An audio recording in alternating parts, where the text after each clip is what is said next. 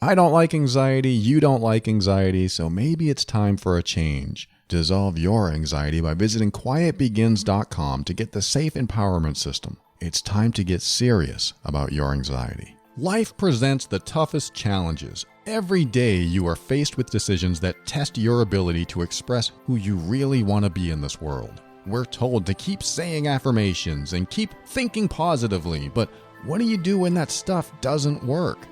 Welcome to the Overwhelmed Brain, where you'll learn to make decisions that are right for you so that you can create the life you want now.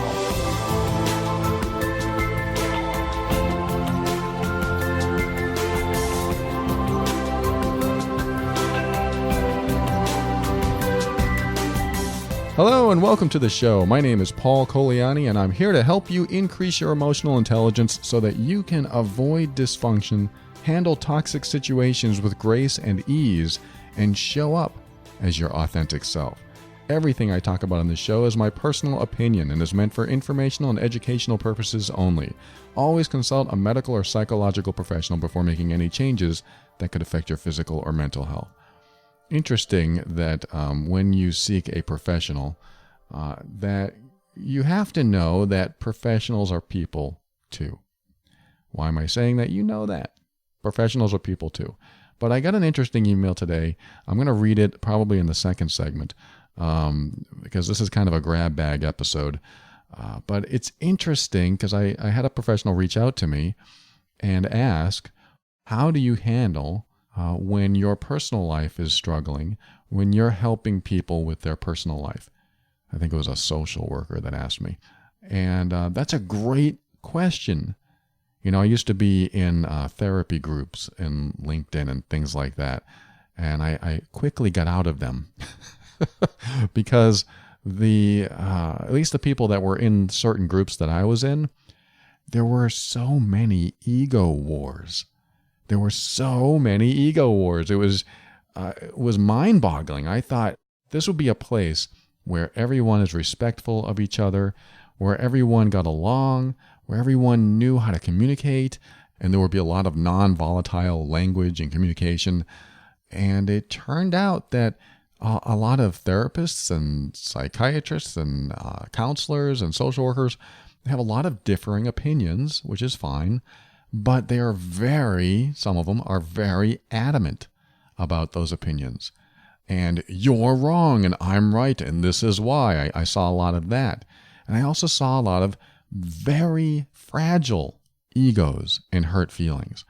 Saw a lot of that too. And the more I hung out in those circles and networked with different types of people in different professions, a lot of them were, professional level and definitely good communicators and definitely got along with people. But there were some that were just extremes. And so this is what I'm talking about, just the extremes. I'm not talking about all therapists and all counselors and things like that. But the extremes showed me that I found people helpers can sometimes go into this field, or often go into this field, because they've dealt with their own issues and they want to help others with their issues. And not only is it a journey to help other people, it sort of feels like a purpose for them. Part of their purpose is also to heal themselves. And so I see that quite often in many fields where there are people helpers.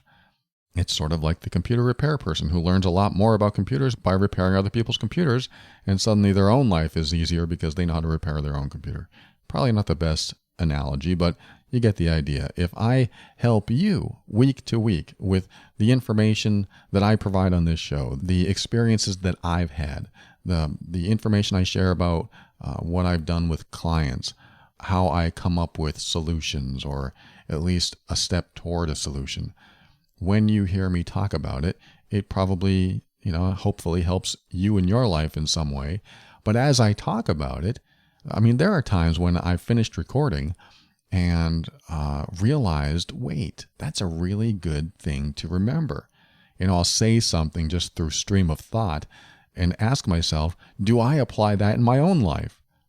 Or that'll often happen with coaching, especially if I'm doing one-on-one coaching. I'll coach somebody through something, and then after the call is done, I'll think, That was really insightful, Paul. I won't really pat myself on the back like that, but I'll look at my own life and ask myself, wait, if I applied that to my own life, I think my life would be better too. So I kind of look at that as insightful to my own life. I might apply something that I help somebody else with and help somebody else through in my own life. But I think that's the difference. I think that's the difference between professionals who go out there and shine their shoes, make sure nothing is wrinkled, and look professional to the world because they don't want to be vulnerable to the world. And I've noticed that difference when you find a professional that's willing to be vulnerable, that's willing to show you I am strong in all these areas except when I'm not. And I'm okay talking about that. When you find professionals like that, you tend to trust them more. You tend to listen to them more. You see that they're still working on themselves. They haven't reached peak. They haven't reached enlightenment. They haven't reached the top. And seeing them still working on themselves makes you, or makes me at least, more willing to listen to them, more willing to pay attention, because if they're always willing to learn about themselves and they're not so closed-minded to new ideas and new thoughts about their own life, about their own challenges, about their own struggles, then maybe they're the right person for me. So I feel that that's a great way to show up in the world, is telling people, I know what I know, I'm good at what I do, and I am also willing to be wrong about what I know, and I'm also willing to tell you that I messed up. Boy, if you can find someone like that, I just told you how to heal your relationship. I just told you how to cure the problems. Hey, I'm having trouble with my relationship too, and I'm working on that. That tells me that they're walking their talk. That tells me that they are going through the challenges just like I am, and I can relate to them. And then when I say, hey, I'm having a problem in my relationship, and they tell me, oh, I get it. And when my girlfriend says this, when my wife says that, when my husband says this, whoever you're talking to, whatever their partner is, and I can't think of a good answer, or I feel guilty, or I feel bad, and I've learned to say things this way, and I've learned to react this way, and I still have a problem here because I still have emotional triggers. So what's happening is that you might be dealing with a professional, and they also have the same problems you're having at different levels, of course, with different types of problems and different challenges. But it shows that they're human. We're all human. We all make mistakes. We all have challenges. We're all on our different journeys. But we all have something to share. We all have some sort of step in the right direction for other people. So even though I might have an emotional trigger that comes up every now and then, I may not be cured of all the negativity that I've ever experienced in my life. I can still share with you how to deal with emotional triggers. I can still share with you what it takes to get past challenging moments, to get through stressful times. But it doesn't mean I'm completely perfect myself. But I don't pretend to be that either. But the only reason I'm sharing all of this is because when we get to the second segment and I read that email from the social worker that is afraid to talk about her own personal challenges in her own life with her friends and her peer group, is that we stress ourselves out by thinking we have to be a professional in the world. Or not even professional, just we have to look a certain way. We have to show up a certain way. Otherwise, people might not think that we are all that we say we are.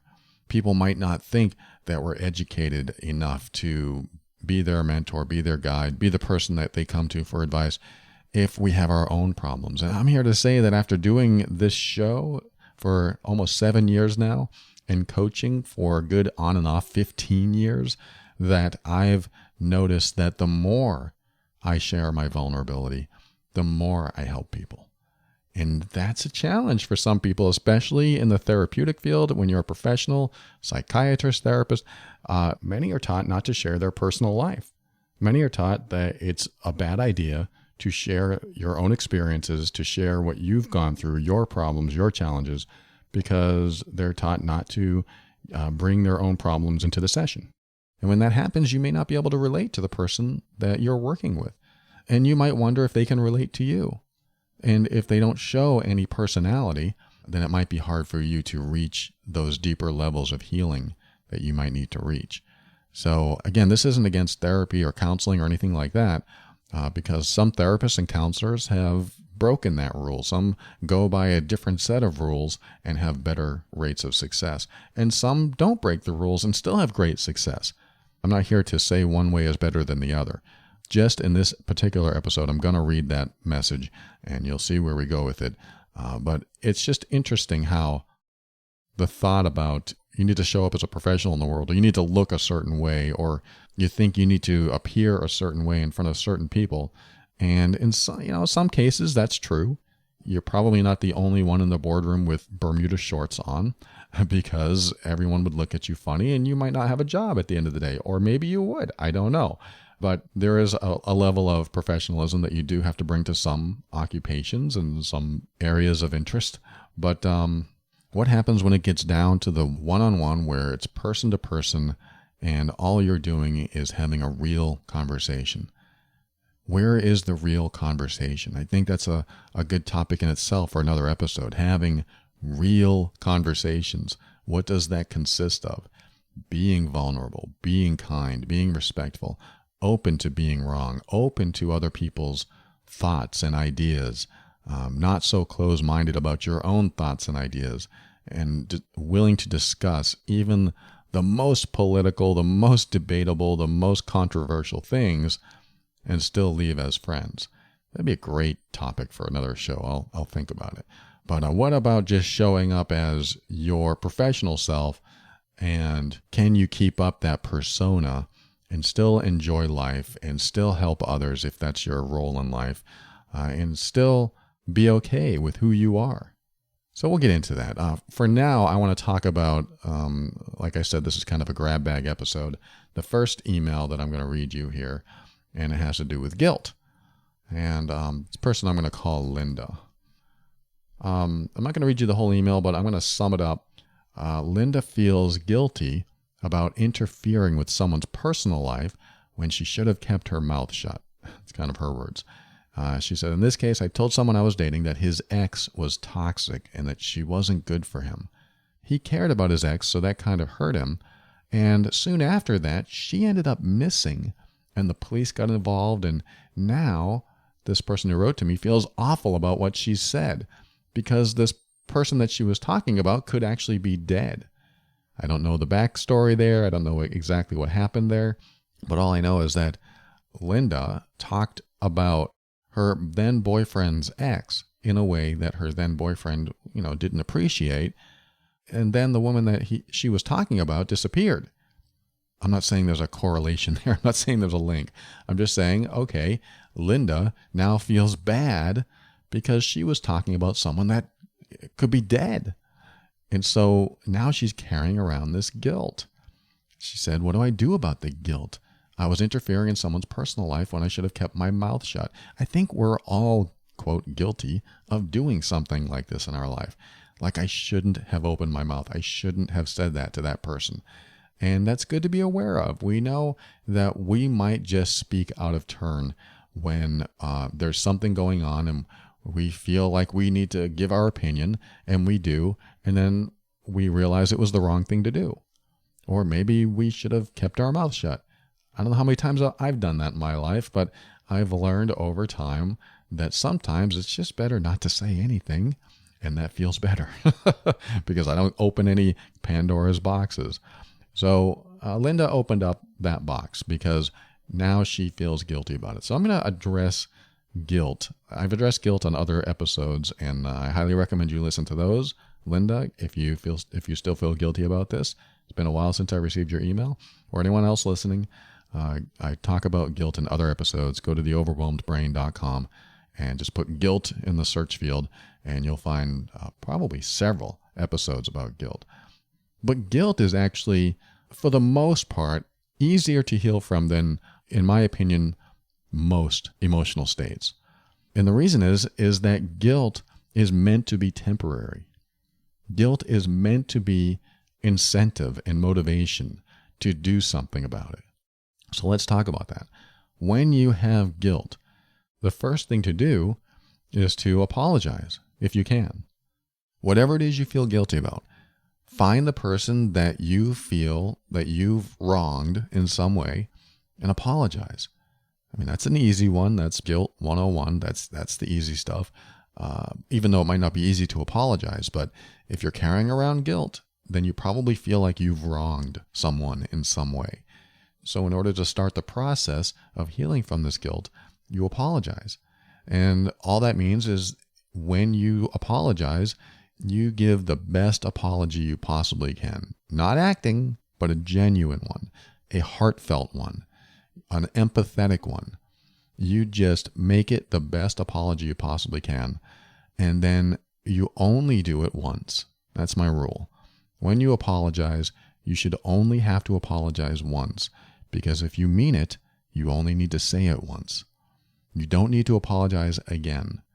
If you've apologized before, don't apologize again because you will minimize the first time. And then every time you apologize again and again, you will keep minimizing your apology until it's completely meaningless. This is why it's so important that when you do it, you mean it and you do it once and you're done. And then if someone decides to bring it up again, the person you wronged, for example, if they say, well, you did this to me, you can say, look, I apologized about that and I meant it. Now you can either choose to take my apology or not. That's totally up to you. But when I said it, I meant it and I still mean it. But don't say, I'm so sorry again. Don't do it. That's my opinion. You may disagree, but I have found that when you apologize, if you apologize once and mean it, you are passing the baton. We're going to talk about it in a second. But once that baton is passed, now it's their option to choose to accept that apology or not. They don't have to accept it, but it's still in their court. The ball is in their court. Now, there's only one caveat to this. If you have betrayed someone, if you cheated, if you did a big lie and they are super duper hurt by it, then you may have to apologize several times. This is a caveat because they may want to make you feel bad for a little while. If you've listened to any of my episodes on cheating and infidelity, this is typically how it is. I see the person who cheated, the one who is truly sorry, the person who cheated and is truly sorry and will absolutely never do it again. They feel awful and it was a stupid mistake. They still have to pay the consequences of their behavior. They still have to go through I hate to call it punishment, but it sort of is. This is your punishment for your behavior. So when your partner or whoever you cheated on or betrayed, when they want another apology, you might have to give it because the doghouse might last a while. You're still in that time frame. Like I like to look at cheating and infidelity as a 6 to 12 month time frame of apologies when you mean it, when you're never going to do it again. If you are going to do it again, that's a totally different story. You don't really mean the apology because apology means I'll never do it again. So that's my only caveat with apologies is that when there is some sort of cheating or betrayal, that the person that did the cheating might have to apologize several times. But after about, like I said, takes 6 months to a year sometimes, then there's a point where the healing has to take place. And so listen to my episodes on infidelity and cheating for more on that. So that's the first thing. Apologize once, make it good, make it genuine, make it real, and mean everything you say. Then you move on and let them do whatever they want to do with that. Number 2 is forgive yourself. You can't grow and learn from this unless you choose to forgive yourself and know that there was no way you could have known what was going to happen. Now, you may have known what was going to happen. In Linda's case, she didn't know what was going to happen. She didn't know that girl was going to disappear or end up dead or who knows. We do things like that all the time. Like we might see someone doing something that we disagree with, and we might tell our partner or our friend, oh, look at that guy, what a jerk. And then that guy dies the next day or disappears or whatever happened, like with Linda. And then suddenly we feel bad about saying that. And what if we went up to that guy's wife and said, hey, your husband's a jerk. And that guy just happened to be having a bad day. And then the next day he disappeared and his wife was distraught. And now here we are holding on to this feeling that we just said something about that guy and now he's gone. We do this all the time. This is the kind of stuff that we walk around with. But it is helpful to have this experience once. Not that I want to have it or I want you to have it. but to have this experience once so that we can be aware that when we say something about someone, that yes, they could be dead tomorrow. I mean, it's a morbid thought, but they could be missing tomorrow. Something could happen tomorrow that changes things. And are we going to then feel guilty about it? It makes us second guess what we're going to say. And it also makes us realize that maybe we're being a little too harsh. Maybe we're being a little too opinionated. Maybe we're being a little too gossipy if we're going to talk about someone else. And do we really need to be that way? So this is just a reminder that when we talk about someone else, when we say something to someone else, that what would happen if I never saw that person again? It's like when you kiss your beloved as he or she is walking out the door. What if they never return? It's so much nicer to think, well, at least we kissed goodbye, instead of when they left, I called her a B word, or I called him a jerk or whatever. It's so much easier to deal with the pain of that loss if we ended on a good note. It's not always possible, and it's not always easy. And, we do the best we can, but it's just a reminder. So that's number 2, is just forgive yourself and be aware that in the future, we might want to do things differently, say things differently. And in Linda's case, in her email, she said, I just should have kept my mouth shut. I shouldn't have interfered and said things about his past relationship. It was his relationship, not mine. Who am I to say that? But at the same time, Linda, you could have been right. This is, again, a normal conversation where you might say, wow, she sounds really toxic. And the person might say, yeah, it was kind of a toxic situation. And that would have been a perfectly normal conversation. But then suddenly she's missing, and now everything has a different meaning. I just talked about perception in my last episode. If something has a different meaning, then what you say could have a totally different relevance and a totally different vibe about it. It could come across as mean-spirited instead of supportive. It's all based on context. So that's number 2. Forgive yourself and be more observant next time. Number 3 is never ask for forgiveness. I mean, this one is debatable sometimes, but will you forgive me is a common question. Will you please forgive me for doing that? But I don't believe in that. I don't believe that you should just ask for forgiveness, because it's not their job to forgive you. It's your job to apologize. But forgiveness is one of those things that you feel like they're going to absolve me of my guilt, or they're going to make it okay that I made a mistake and now they feel better about it. But when you seek forgiveness and you don't get it, you always seek it. You're always looking for it. You're always hoping for it. And I like to see forgiveness as the cherry on top. If I can apologize to them and they are listening, they at least listen to my apology. They may not accept it and they may not forgive me, but at least they heard it. Then I've done my part. I now feel better that I said my part. I may not feel good. I may not feel good for wronging them. I may not feel good in a lot of ways because of what happened, but my apology is to help this process along and do the right thing. And it is supposed to absolve you of your guilt. I mean, that's the point behind the apology in my book. I mean, not just to absolve your guilt, but also to show them that you really are sorry.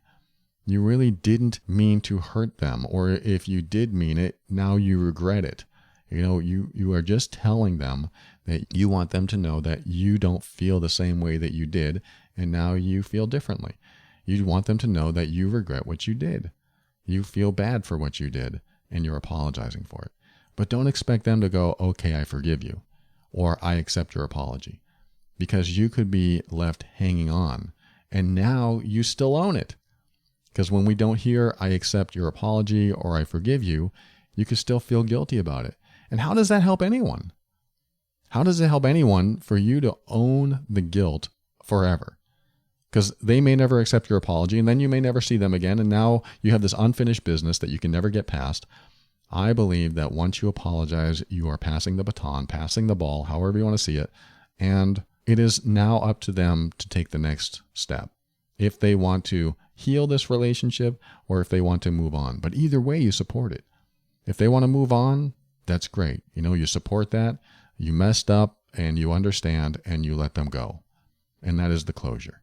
Just like it would be just as much closure if they said, you know what, I accept your apology. Thank you so much for that. And now you had that closure as well. The whole point is reaching closure so that you can heal. And they can choose to heal. They may hear your apology and still be mad at you and never choose to heal. But it's on them now. You got to let this go, so it's on them. And I'm not here to say that this works with every single crime in the world. You know, if you did something very, very heinous, that this is going to be the easy way out. I'm not saying that, and I'm not saying it's a good idea. There might be other ways to handle that and look at that, but it does involve you being genuinely sorry, where you really care about what you did and you really feel bad about what you did. So don't ask for forgiveness. Apologizing is passing the baton, and they can choose to do whatever they want with that. And apologizing is an opportunity for both of you to learn and grow from the experience. And it's vital that after your apology, you learn to move on from it. Number 4, we've already talked about, accept that they may not want to move on, but you have to honor that choice. You might say, I'm sad to hear that, but I honor your choice and I'll leave you alone.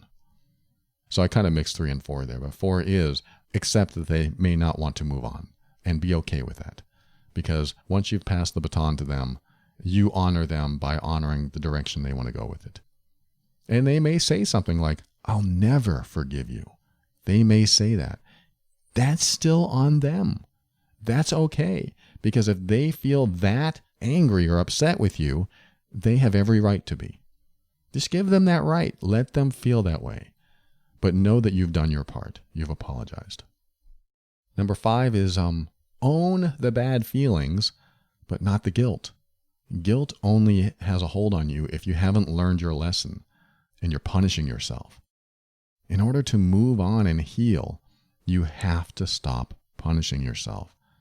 And in order to do that, you apologize in the most heartfelt way, again, only once, and then you let them make the next move. They may never want to forgive you, and that's not what this is about. It's about you passing it on to them so that they are in control of what happens next. I may sound like a little bit of a broken record here, but I want to repeat some of these things so that it really drills in there if you are holding on to guilt. Guilt is a temporary emotion. You can continue to feel bad. I mean, I still feel bad about some of the things that I did that wronged people, wronged animals. I still feel bad about that stuff, but I don't feel guilty. The guilt has to go. If you carry the guilt, you're not helping yourself and you're not helping other people. You can only own guilt if you choose not to learn something from the experience. Guilt is a reminder to apologize. Guilt is a motivator to show up differently next time. Guilt isn't supposed to last. It's an impetus for you to take action. If you can't apologize that someone that you've wronged or someone that believes you wronged them, maybe because they're not in your life anymore, they're unreachable, then you figure out a way, and this is an important part of this, because you can't always apologize to the people or animals that you've wronged in some way. You can't always apologize to them because they're no longer here. And if that's the case, you got to learn to pay it forward. You got to figure out a way to pass it forward by doing the opposite of what you did that made you feel guilty. And that could mean a number of things. In Linda's case, if you feel bad about saying something negative about his past relationship, then find people to compliment. Find couples that you admire and tell them how wonderful they look together. I realize that may not be enough, and I realize that might be a little bit exaggerated, like how's that going to help me with my guilt? But if it's not enough, maybe you can offer to help a couple in need. You know, guilt requires the opposite action in order for you to absolve the guilt. You know, of course, it requires everything I've already talked about, the apology and forgiving yourself and not looking for someone else's acceptance or forgiveness. But if the guilt continues to last, then you need to offset it. You need to shift the weight of the guilt and put it into something more positive. That's why, you know, complimenting someone can make you feel good. Or being charitable towards someone, being charitable toward a couple that you know need help. There are many, many ways to pay it forward. And maybe you'll never get rid of all of the guilt, but you do everything you possibly can to show that you have learned, that you are more compassionate, that you are more empathetic. And that starts to offset and shift guilt into feeling better and more toward closure. The goal is closure. The goal is no more guilt. It's okay to feel bad. no more guilt is ideal. Unless you haven't learned your lesson. If you haven't learned your lesson, then you might need the guilt to continue telling you what you need to do right. But if you know what to do right this time and next time, then you don't need the guilt anymore. And let me give you the final one on guilt, and then we'll take a break and come back and read some portions of that email I was talking about. Don't take responsibility for their reaction or lack thereof. With you, Linda, in this instance, when you said, your girlfriend was toxic, that sounds like a toxic relationship, he could have said, hey, look, back off. You don't know all the details. It isn't your place to tell me what's toxic or not. You're talking about someone I cared about, so just shut your mouth because you don't know everything. That would have been a very healthy response. So you can't take on the brunt of negativity about everything in that conversation because the other person was part of the equation. He was part of the equation in this conversation. He could have said, back off. He could have said, hey, look, that's someone I care about. You need to stop talking about them that way. I'm not saying it would have been easy for him. I'm not saying that he was in a space to do that. Some of us are more non-confrontational. We're trying to be kind and trying to talk to each other with respect. And it's hard to come up with that kind of response. But you do have to realize that we all have the ability to say, look, you need to stop talking about that person that way. Or, hey, that wasn't very nice. Would you take that back? We all have the ability to do that. And I believe we need to learn how to do that so that there's no negativity between us. That might be negative in the moment, but it's either let's take care of this now or let's hold on to it for years so that it comes out in explosive, destructive ways later where we're not even talking about the same subject anymore. But for some reason, you're always mad when I bring up this certain subject. That's what happens is we'll bring up a subject matter in our relationships and that subject matter triggers us in some way. And now we're mad at the person and we're not really mad about the subject. We're mad about that one time they said that one thing. And now we're holding on to it because we chose not to address it in the moment. Confront in the moment. It's so much faster. It's so much easier. It's hard in the moment, but it's so much easier long term because you are able to process and release it faster. You may not be able to release it fast. You may have a conversation about it and it stays open, but at least you brought it up. At least don't let it fester under the surface where it continues to grow and thrive and just waiting for that opportunity to explode and ruin some amazing moment. We don't want to keep this stuff inside. And if you have it inside, maybe it's time to bring it up. Hey, when you said that thing 7 years ago, I still feel hurt about that. I want to talk about that. I know some of these conversations are very hard to have because now we have to talk about it. Now we have to open that wound and see where it goes and hope that we can get through it. But it's so much better than holding on to it. You don't want this emotional cancer riddling your body, causing you to not experience the fulfilling life and happiness and all the peace that you can have because you're holding on to something from the past. It's so much easier to just let it happen. Let's put it on the table. Let's see where it goes. Let's be confrontational for this moment. And if you simply can't be confrontational, listen to every episode I talked about people pleasing and boundaries and learn to be a bit more assertive so that things don't get buried. Because once they're buried and you don't address them anymore, it turns into other things that aren't even about the original moment. We don't want to carry that around. So, Linda, thank you so much for sharing this. I hope this helps. You don't have to carry around guilt. It should be temporary. And hopefully by now you feel better about this. But if you don't, the last thing I'm going to say is do this visualization that I sometimes do, which is talk to the person that you wronged in your mind. Talk to them. And let them say whatever they're going to say. Let them do whatever they're going to do to you in your mind so that you can take steps at least internally. You may not be able to take steps externally. The opportunity may not be available for you to do that. So you need to take steps internally so that your brain can process it, so that you can get through this at some level, so that you're going toward closure of some sort. So you might have to have this person in front of you and say, hey, look, I feel bad for saying these things out of place, and I shouldn't have said those things. I'm so sorry. And they may smack you in their mind. They may try to kill you in their mind. Who knows? But whatever happens, let them do it. Because the energy that you're holding on to is energy that can be released by seeing a visualization of someone else releasing it, if that makes sense. It's pretty interesting. Give it a shot. If nothing else works, it might be exactly what you need. Hope this helps. Thank you for writing and sharing all that, Linda. We'll be right back after this.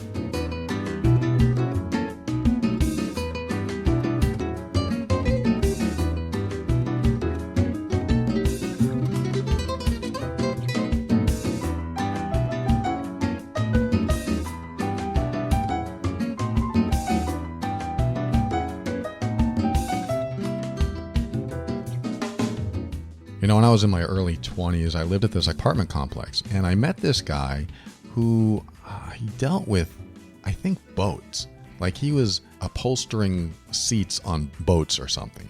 And he wanted to run a full service, like what else can we do in boats? And at that time, I knew how to install car stereos, and he said, hey, why don't I get you to install car stereos in these boats? And I thought, I don't know how to install in a boat. And he goes, it's the same thing as a car. You install it in the dashboard of the boat or wherever they want it. And it's the same type of wiring. You just have to do everything with marine standards or something. And I was like, okay, that sounds pretty cool. Maybe I can make some money doing that. And after a few weeks, I realized, I'm probably not that good at installing. I'm probably not that good as I think I am, because when I install my own stuff, I can shortcut, I can hide things in a way that no one's going to notice, but I've never done this professionally. I think I'm in over my head. So I remember I would see this guy all the time, and we would talk about it, and every time I talked with him about it, I wanted to say, look, I want out. I really don't want to do this. I want out. And healthy me today, if I were that person, would say, look, I've thought about it. It's ridiculous. I'm not a professional at this. I'm going to step out of this. I'm so sorry. I really can't do this. I apologize if you had all these grand plans for us, but I can't do it. I realize that I'm just not that good at it. And that would have been my apology to him. I would have said, I'm sorry, but I can't do this. It's also a step into a confrontational conversation. And when you have a confrontational conversation, it can be scary. And I remember every time I saw this guy at the apartment complex, I would feel anxiety. And so, yes, I'm talking about anxiety in this little ad here. And it is about the Safe Empowerment System for Social Anxiety at quietbegins.com, where if I had just addressed in the moment what I felt, instead of holding on to it and trying to avoid it and hoping that he got the idea that everything I was saying wasn't really going to work out for him, I was trying to send him a covert message instead of being overt and expressive about what I wanted. Had I just confronted him and said, look, this isn't going to work out, then I wouldn't have had to hold on to that anxiety.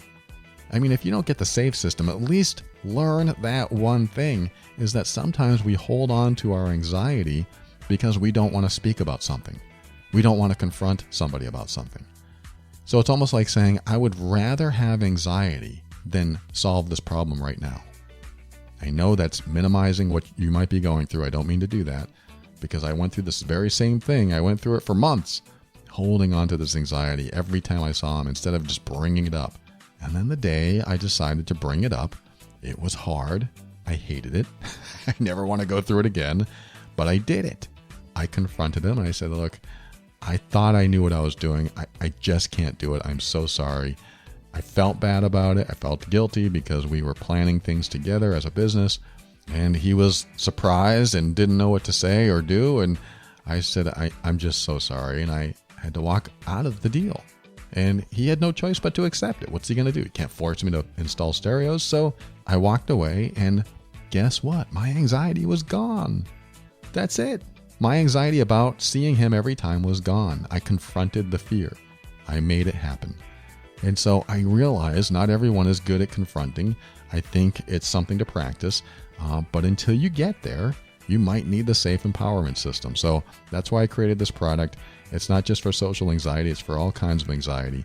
And if you are holding on to anxiety or know that you are creating your own anxiety by avoiding some confrontations, then at least the Safe Empowerment System can help you get through it until you're ready to deal with it in some way, until the solution comes. Or maybe you don't even know what the solution is. Maybe you have no idea how to get past this, and you just need some sort of relief. Go to quietbegins.com, check it out, See if it's the right system for you. There's an audio sample of the program there, so you can listen to it and figure out if that's what you're looking for. But no matter what, do something. Keep listening to this show. Listen to other shows. Go to therapy if you need to. I know that cognitive behavioral therapy deals with anxiety as well. Do something for you so that you can work through this. You don't deserve holding on to that feeling. QuietBegins.com.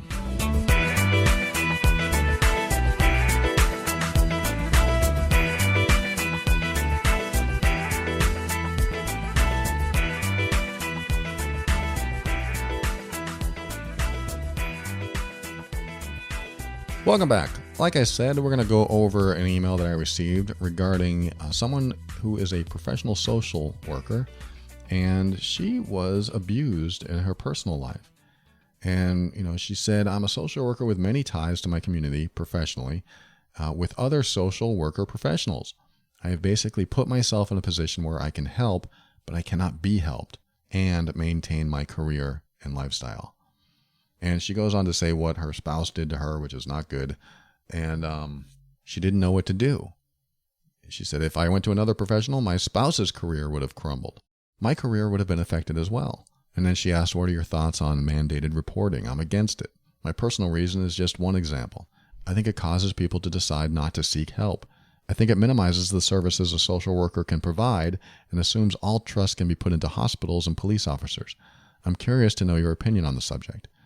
So thank you so much for sharing this. I'm going to call you Sarah. You have two different things going on. One is what I started talking about at the beginning of this episode, is showing up as a professional in life and not being vulnerable, keeping that external visual for everyone to see. Then it appears that you've got everything together and you're happy in your home life and everything is well put together. Because if you showed a bad home life or an unhealthy or toxic home life, then of course, who would go to the social worker that has a toxic home life? It's kind of what I'm getting from your message. And that's a great question. And it's a very valid question, because how many times do we show up in our career as someone that we want the world to see? And how many times do we show up in our personal life as someone that we want the world to see? Thank you, social media. But not all of us do that. Some of us will be vulnerable. Some of us will say, oh my God, this thing just happened to me and I don't know what to do, or I'm lost, or this completely shattered my world and I don't know what to do. And that's tough. I mean, if you're a therapist and you go home and your husband or your wife or your partner abuses you in some way, and then you go in the next day to your job and you're helping a couple where one of them is being abused, how do you act with integrity? There are rules in place for therapists that they say you're not supposed to talk about your personal problems in the office because you need to process your issues somewhere else, where I believe there can be a give and take with that. Like if your dog died and I say, oh, I know what that feels like. My dog died too. I might stop there, but someone that goes a little further than they should, like, oh yeah, my dog died. I'm still crying about it. I cry every night about it and I still don't know what to do about it. It's painful. I've stretched it beyond the professional level. We're keeping it about them and making it about me. And that's what I hear, is that we don't want to make it about us. We want to make it about them. I'm just talking about in a therapy situation, of course. It depends on what you do for work, and anyone listening, we all have different occupations. We all help in different ways, and we all show up in our own professional ways, most of us. And when we do, how much of ourselves are we allowed to show? And with therapy and medical and things like that, it's a totally different set of standards. But I also think that can work against us. I think what can happen is that we never talk about ourselves, so the person feels isolated and alone. If I never told you about anything that I had going on in my life, you'd probably think my life was perfect. I've listened to personal growth speakers do that. Everything about their life is perfect. And so I feel isolated and alone, but I want to be at that level, so they're motivating for me to listen to them in some ways. But at the same time, when I don't reach that level, I can't relate to them. So that's why I choose to share my stuff, because I can have a 10-minute segment or 20 minutes where I'm talking about just me. But I'm only doing so to relate to you.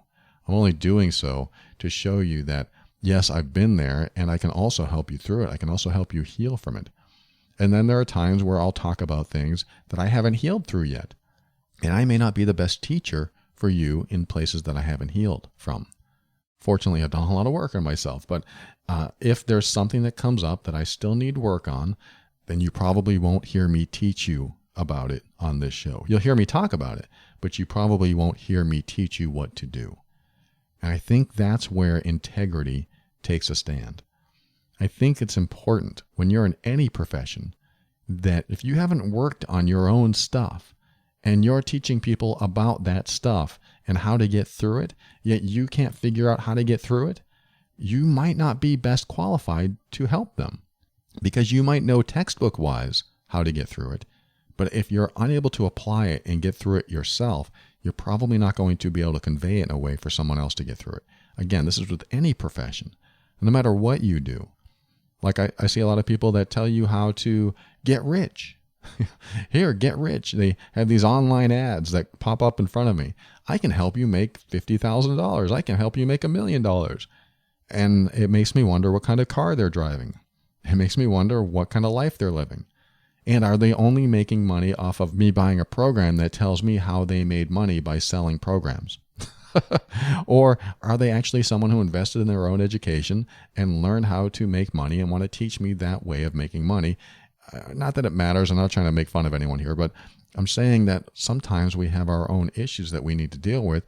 And when someone hasn't dealt with their own issues, someone hasn't gotten their own education, and then wants to convey a teaching to you that they haven't yet resolved themselves, we may not be getting the best advice. It's like taking home decorating tips from someone whose home is a mess. And I don't mean just things strewn around. I mean you go in there and the colors are wrong, and there's 2 different colored drapes on the same window. I'm talking about people that maybe they're not the best interior designer, decorator type of person, so maybe you shouldn't take any advice from that person. Not saying that it wouldn't be good advice. Some people are the best car mechanics and they have 15 broken cars in their yard. And you'd think, well, if they're a good mechanic, how come these cars aren't working? And I know. You'd steal parts from other cars and make that one car work. But you get the point. So back to Sarah's email about showing up as a professional or not. Sarah, you are valuing your career, your status, your profession over your personal life. And that's your choice, absolutely. But if you value your career and your profession and your status and the way you look in professional circles over your own mental health and well-being, then what you end up doing is prioritizing anything to do with career over your mental health, and you get the results you get because those are the decisions you're making. Now, you probably already know this. Of course, I'm valuing that over my personal life. I don't want people to know about my personal life. I totally get it. But I need to ask you overall, the big picture, what's most important to you? Let's just say that you are unhappy in your personal life. And if you had this career and you kept this status and you looked professional to everyone outside of your home, would it be okay that you stayed unhappy in your personal life? Because to me, that's the real question. What you're saying is I am prioritizing my career over my happiness.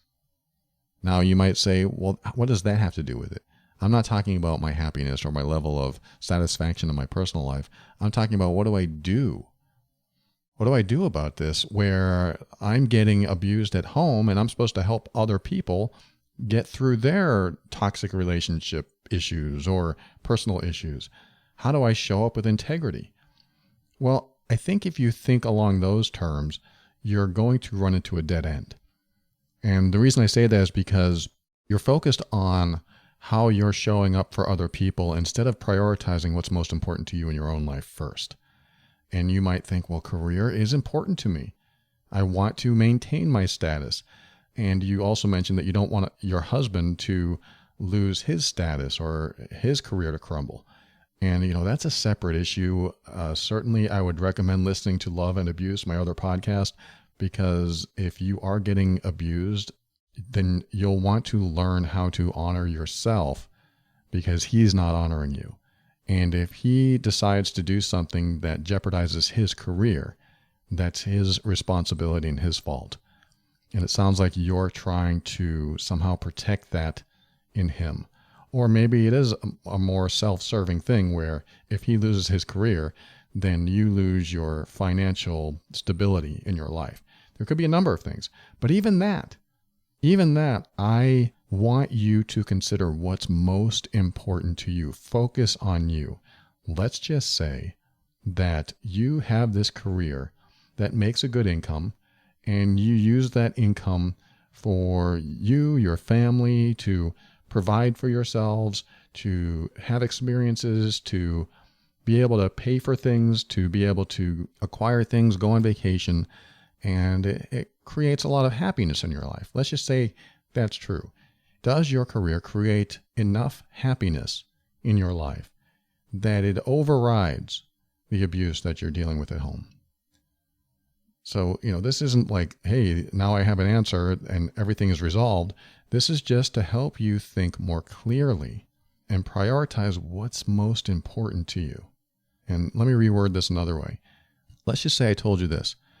If you didn't have this career, or you even lost some of your friends and contacts in your professional circles, but there was no abuse at home, and, things were pretty darn good at home, would you be okay with that? These are your questions, your answers. I don't know how to answer these for you. But what I'm trying to help you do is prioritize. Trying to help you prioritize what's most important to you. This is all about values. Do I value my personal mental health, my personal physical health, my personal happiness over anything else? Or does that take a back seat to other things in your life? And I know the common argument, and you're right about this, I'm not going to say you're wrong. The common argument is, yeah, but I need money. Yes, I need my career. I need this social circle, this professional circle. I need my network. You might need all of that. But to what end? That's my only real focus here, is to what end? I'm not saying you quit. I'm not saying you turn them in. I'm not saying anything. This is your choice. But I always like to look at to what end. And I can't relate to you on the abuse level. Like, I never experienced that to that level and had to decide what to do next. But I can tell you that when I was working 40, 60, sometimes 80 hours a week, when I would go into the office, when I would have professional contacts, and when I was in a place of status, I didn't want to lose that. I didn't want to lose any of that. But I had to ask myself, is what I'm doing worth it? Is what I'm doing to the end that I want it to be? Am I going to go home and just have all this happiness because I just earned it from working my 80 hours this week? Is this leading to the life I want? And again, you might be saying, what does one have to do with another? What does my career have to do with my personal life?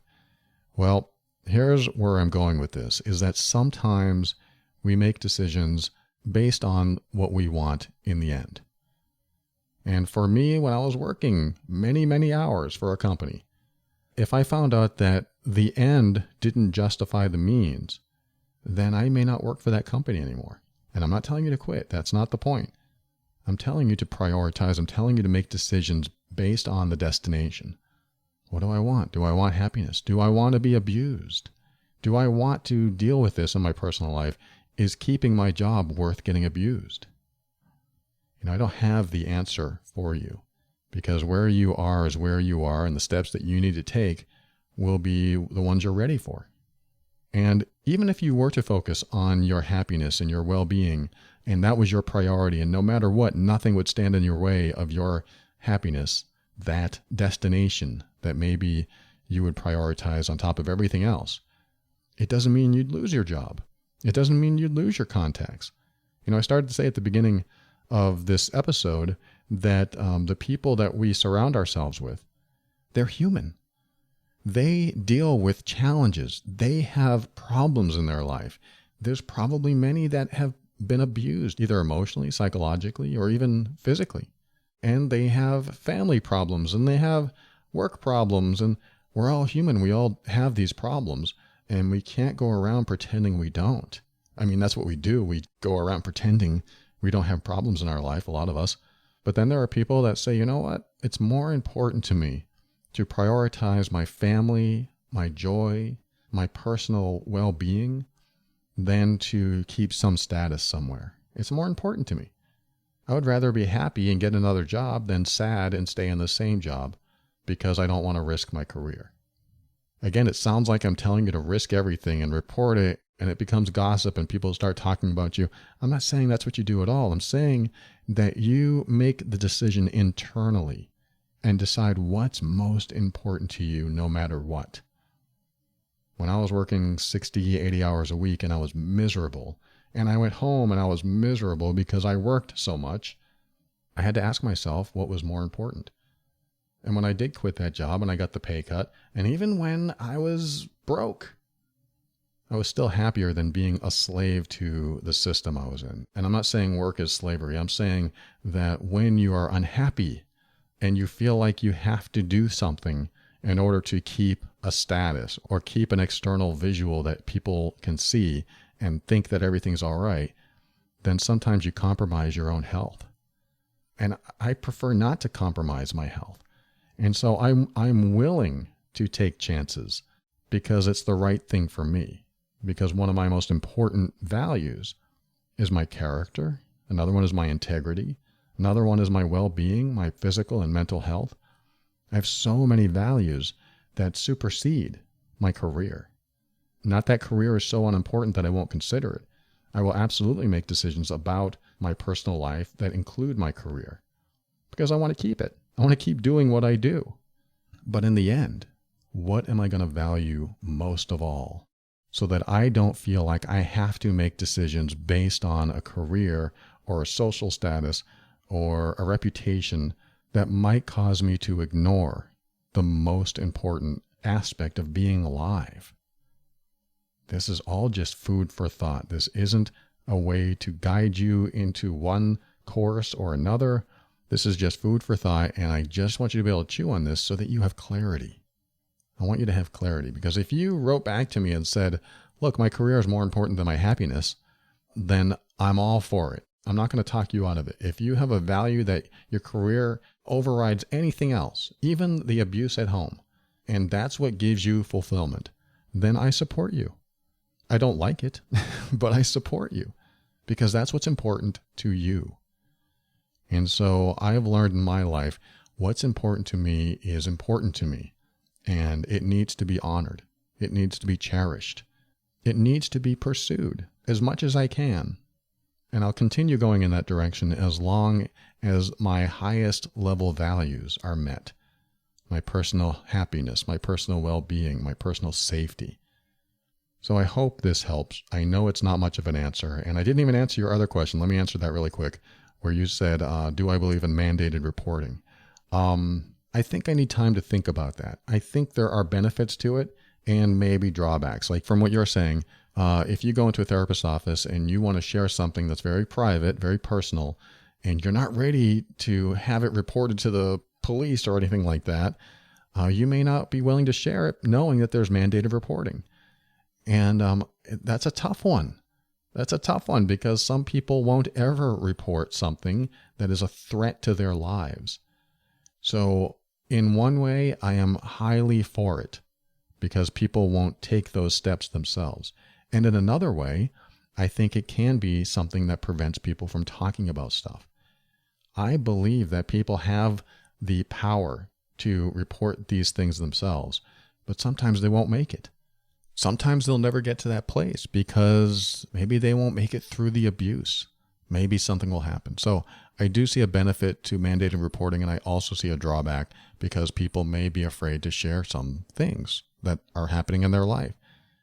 In my case, when I coach and someone tells me something that might clearly be either illegal or a threat to their life, what I'm going to do is talk with them and find out what they are going to do. And I'm going to present them with the challenge of, okay, let's just say you go home and tonight he does this or she does this. What's going to happen to your family? What's going to happen to your kids? What's going to happen in this case? I might throw that challenge. I haven't had too many people that say I am being physically abused at home. In fact, I can't remember a single one that was active. There might have been stuff in the past, but I don't think anybody's ever come to me and said, I am currently being physically abused. This is what's happening. If I did, that would be my process. I would say, okay, What is this person doing to you? And I would go through it with them, and I would have them do this self-questioning process, and I would find out what the danger levels are. At the same time, there's a certain amount of anonymity when they reach out to me. And I want to empower them to be able to do these things on their own so that they don't feel like they always have to reach out for someone else to help them. I mean, I am here to help, of course. All therapists, counselors, and coaches are here to help, of course. But when I hear something that might ride along the edge of being illegal or a threat to their safety, I'm going to talk to them about it and handle it on a case-by-case basis and figure out what we can do together to get them through this, to get them out of it, and to get into a better space. It's a very tough one to answer, especially on the air, when anyone can take my words and twist them and say, he's not reporting illegal things, or he's putting people's lives in danger. I'm not saying that at all. I haven't had any active abuse cases happen yet, except emotional abuse. I deal with those a lot. But physical abuse cases, I haven't had that happen. So it is difficult to say what the extent of what I would do would be. But I would hope that we could work on a solution together to empower the person that wanted to work with me. So you wanted my opinion, Sarah. That's what I have for you. This is a little bit out of the norm for what I do on this show typically, but I wanted to address it. You asked me, and I thought it was an interesting topic, so I wanted to give you the best answer I could. Thank you for writing it, and I wish you the best through this. And let's just say that you are my client, and if you're still going through any type of abuse at home, I'm going to ask you to tune into Love and Abuse, first of all, so you can understand the extent of abuse that's going on, at least on the emotional scale, because the physical stuff that you're dealing with, that's dangerous. I wrote an article on my website, theoverwhelmedbrain.com, called A Near Miss Still Leaves a Mark. I think that's what it's called. And I wrote about the time my stepfather threw a hammer at my mom, and it missed her head by like an inch. I mean, she could have been dead in that moment. And my mom stayed in the relationship, and there were so many other near misses that I couldn't believe she made it through.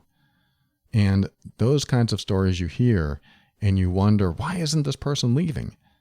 Well, sometimes it's because they're not dead. And I hate to use that as an excuse, but that's what happens.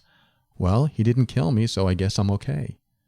I just want you to remember that kind of logic only works until you're either dead or you have a lifetime of near misses, and you were lucky to get out. Hopefully you got out, if it's a bad situation. So I don't want you to live a lifetime of near misses, and I don't want you to be dead. I want you to prioritize you, because it looks like the only other person that's supposed to do that in your life, the one who's supposed to love and cherish and honor and support you, isn't.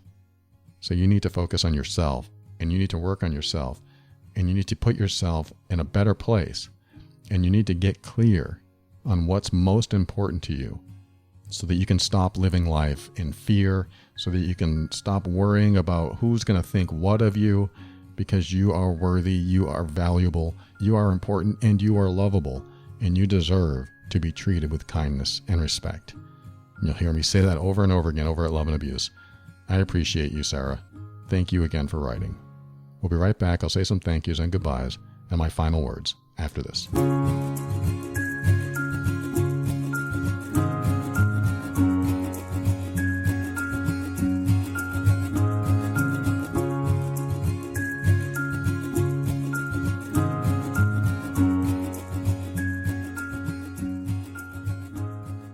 Thank you for listening to another episode of The Overwhelmed Brain. I want to remind you to head over to quietbegins.com if you're dealing with anxiety like some of the people on today's episode.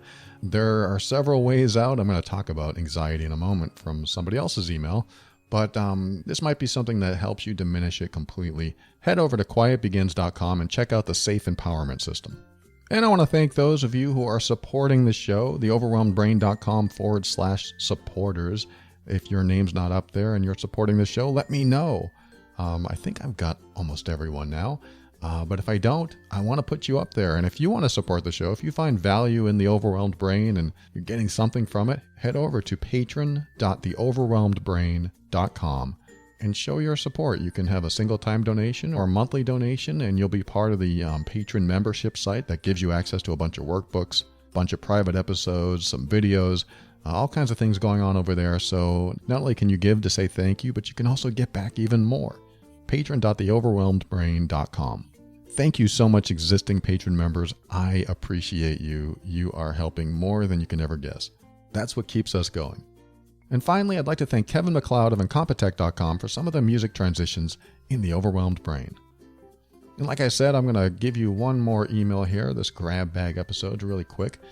This person wrote a while back and said, hey, I'm a big fan of the podcast, and I was dealing with an abusive coworker for a while, and my partner was dealing with some family issues. Someone was ill, and we went through a very tumultuous time, and we finally got through it, and we finally got out of it. But I find myself very hyper vigilant and overanalyzing things now, even though most of the stress is over. I'm in a constant anxiety state. What do I do? She writes, I know it's not normal or healthy, but I can't stop. In a nutshell, how can I, a person with anxious tendencies, regain my sense of security in the relationship after a tumultuous time? Thank you so much for your podcast. Well, I've created a few episodes on anxiety. I've created the Safe Empowerment System for anxiety. I've talked about anxiety in several different ways, in several different methods, and I want to give you my go-to place for anxiety. Again, if you don't get the SAFE system, if you don't listen to any other thing on anxiety that I've ever done, my direct path to squashing anxiety doesn't work for everyone, but I'm going to give you this. My direct path for squashing anxiety is figuring out what's the worst thing that could happen. So that's part one. I write down or think about it. What's the worst thing that could happen? Well, I might say, my boss might fire me, or she might yell at me, or she might leave me, or he might punch me in the face. And I come up with all these worst case scenarios for each thing that gives me anxiety. So I think it's important to label what you think will happen first. What's going to happen? Well, this might happen and this might happen. Well, write them down. Okay, I've written all this stuff down and I'm still anxious about it. That's fine. That's why we're doing this. Okay, what's next? Well, the next thing is, whatever you wrote down, I want you to ask yourself the question, how is that so bad? And if the thought comes up of, well, that's a stupid question, then I want you to say, I don't care if it's a stupid question. I want you to answer it. Sometimes I'm that harsh on myself, sometimes not. But let's just go through it. Let's just say that I'm worried about money. Okay, I'm worried about money. I'm not going to get enough money next week. I'm not going to be able to pay my rent. I'm not going to be able to pay my car payment or whatever it is. Okay, I wrote that down. How is that so bad? Oh, that's a stupid question, but I'm going to answer it anyway. Well, if I can't pay my car payment, then I might lose my car. Then you ask yourself the same question. Okay, how is that so bad? And if you listen to my show a while, you know that what I'm talking about is the drill down technique. You drill down, how is that so bad? Well, if I lose my car, how am I going to get to work? How is that so bad? Well, if I can't get to work, I won't have any money. How is that so bad? You keep drilling down, drilling down, drilling down until you can go nowhere else. And that's how you get to the worst possible thing that could happen. Well, if I know, well, I have no money. Well, I'm homeless. Well, how is that so bad? Well, if I'm homeless and I'm digging in garbage cans for my food, okay, how is that so bad? Well, if I'm eating food, I could get sick and die. And then you find the worst case scenario. Let's just say that you think death is the worst case scenario. It could be it for you. It may not be, but let's just say that's where you got. And then you ask yourself, okay, how is that so bad? Well, if I'm dead, how do you answer that? That's where I like to go. It really calms me down. It sounds morbid, but it really calms me down. Because if the worst case scenario is that I die after that full drill down process, at least where I go with it, then is there still a problem because I'm not here to experience it? If a tree falls in the woods and no one's around to hear it, did it really make a sound? It's kind of that space. So I'm going to give you that as my going away present. I mean, just for today's episode. I'm not going anywhere. But for today's episode, that's my quick 6-minute process. Some people might be listening and say, that's so stupid. That doesn't work. I recommend you at least try it and tell me if you feel any different. And I know some other people are going to say, I did that, now I walk around anxious about dying. You might already be there, who knows? But how is that so bad? Or you can reword the question to, how is that a problem? And see where it takes you. But the whole point I'm sharing with the person who wrote this email is I want you to figure out what you're anxious about, each and every single thing. If you're hypervigilant about everything, then pick one thing and start with that. And then pick another thing and start with that. And as you drill down into each and every one of these, I can almost guarantee there's going to be a common denominator. There's going to be something that it keeps pointing to. So you'll have everything funneling down into the same challenge, the same topic, the same subject. And what'll happen is as you funnel down, the idea is that what you're anxious about at this surface level diminishes, decreases, and maybe even dissolves. And then the next level, diminish, decrease, and dissolve. And then the next level and the next level, so on and so on, until perhaps you're not anxious at all anymore because you've gone through the worst case scenario and the rest of it is a piece of cake. That's the ideal. I know it's not always true, but that would be ideal. And of course, if you don't get anywhere with that, go to quietbegins.com because I know anxiety is tough to deal with. So there's my 6-minute that turned into a 10-minute process. Hope it helps. And no matter what you're going through, what challenge you're dealing with in life, I want you to keep an open mind because this helps you step into your power and be firm in your decisions and actions so that you can create the life you want. Always take steps to grow and evolve. You are powerful beyond measure. And above all, and this is something I absolutely know to be true about you, you are amazing.